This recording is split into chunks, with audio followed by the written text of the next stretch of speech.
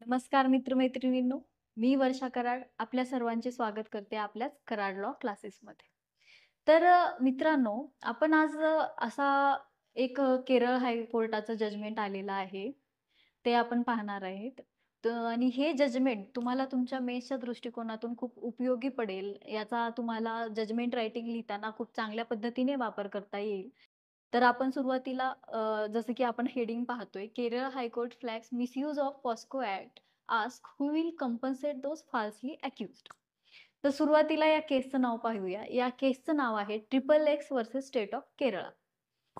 POCSO act काय आहे आपल्या सर्वांना माहीतच आहे. Prevention of children from sexual offences, जो की लहान मुलांसाठी बनवला आहे. लहान मुलांच्या संरक्षणासाठी बनवला आहे.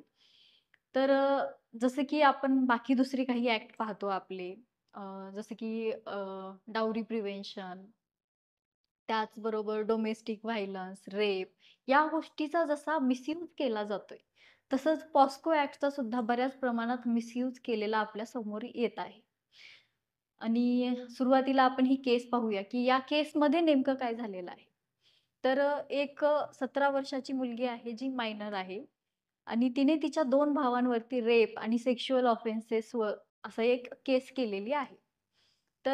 मुळात जर सत्य पाहता गेलं, तर त्या मुलीच्या जे 2 भाऊ आहेत, ते सुद्धा मायनरच आहेत. एक 19 वर्षाचा आहे, एक 20 वर्षाचा आहे आणि ही मुलगी आहे 17 वर्षाची.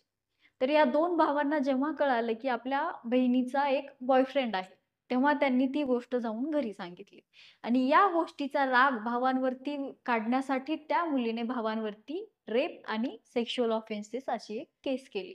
मुळात तिला पॉस्को ॲक्ट हा किती सीरियस कायदा आहे, याचं कुठलंही नॉलेज नाहीये, माहिती नाहीये आणि तिने जाऊन भावांवरती केस केली. त्यानंतर दुसरी गोष्ट अशी घडली, की पोलिसांनी कुठलंही सत्य काय आहे किंवा की काय म्हणतो आपण त्याला, की किती प्रकारचं सेन्सिटिव्ह मॅटर आहे, हे कुठलंही काहीही सर्च न करता अनिश कुमारचे जे काही गाईडलाईन्स दिलेले आहेत, एखाद्या व्यक्तीला अरेस्ट करण्यापूर्वीचे, अशी कुठलीही त्यांनी गाईडलाईन्स फॉलो केले नाहीत, कुठला तपास केला नाही. डायरेक्टली जाऊन त्या मुलांना त्यांनी अरेस्ट केलं. ते सुद्धा 19-20 वर्षाचीच मुलं आहेत. त्यानंतर जेव्हा त्या मुलीला असं समजायला लागलं, की ही एक सीरियस गोष्ट आहे. पॉस्को हा खूप एक सीरियस कायदा आहे. त्याच्यानंतर तिने कोर्टामध्ये जाऊन एक ॲफिडेव्हिट दिलं आणि तिथे मान्य केलं, की मी हे सर्व काही भावांवरचा राग काढण्यासाठी केलेला आहे. माझ्यासोबत असा कुठलाही गैरप्रकार घडलेला नाही. त्यानंतर कोर्टाने त्या मुलांना बेल दिली. आपल्याकडे अशी प्रोव्हिजन आहे सुद्धा, की ह्या मुलांची जी काही मानहानी वगैरे झालेली आहे, त्याला कंपन्सेट कोण करणार? आपल्याकडे आहे कायदा, पण कारण इथे जे ॲलिगेशन्स करणारी मुलगी आहे, ती आहे मायनर.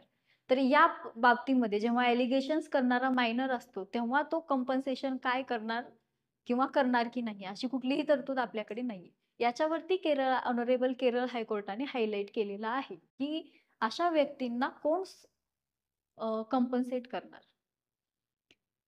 पहिली गोष्ट आपण इथे निदर्शनास ही येतीये आपल्या, की हे जे काही कायद्यांचे गैरवापर होत आहेत, डोमेस्टिक व्हायलन्सच्या साठी जे काही बनवलेले कायदे आहेत, रेपसाठी जे काही बनवलेले आहेत, महिलांसाठी जे काही कायदे बनवलेले आहेत, या सर्वांचा जो गैरवापर केलेले जात आहे. त्यातल्या त्यात पोस्कोचा. पोस्कोची दुसरी केस अशी पण आपल्या निदर्शनात काही दिवसाआधी आलेली आहे, की एका महिलेने आपल्या पतीकडून जेव्हा तिला डिव्होर्स हवाय, तेव्हा तिच्या मुलीची कस्टडी तिला मिळावी, यासाठी तिने पतीवरती पोस्को अंडर केस केली. तर हे कितपत योग्य आहे? योग्य तर नाहीच आहे. कितपत म्हणण्याचा वगैरे काही विषयच नाहीये. ही एकदम चुकीची गोष्ट आहे, जी घडलीच नाही पाहिजे. आणि गैरवापर जो आहे हा कायद्यांचा, हे कायदे आपल्या संरक्षणासाठी, मुलांच्या संरक्षणासाठी, महिलांच्या संरक्षणासाठी, प्रत्येकाच्या संरक्षणासाठी बनवलेले आहेत. त्याचा गैरवापर आपण झाला नाही पाहिजे, केला नाही पाहिजे, होऊ दिला सुद्धा नाही पाहिजे. आपल्याला संविधानामध्ये आर्टिकल 15 सब क्लॉज 3 मध्ये अशी तरतूद दिलेली आहे, ज्यानुसार महिलांसाठी कायदे बनवले जातात. भलेही ते कायदे पुरुषांसोबत डिस्क्रिमिनेशन करणारे असो, तरीही सुद्धा ते महिलांसाठी बनवले जातात. तर या गोष्टीचा आपल्याकडून गैरवापर नाही झाला पाहिजे, याची आपण काळजी घेतली पाहिजे.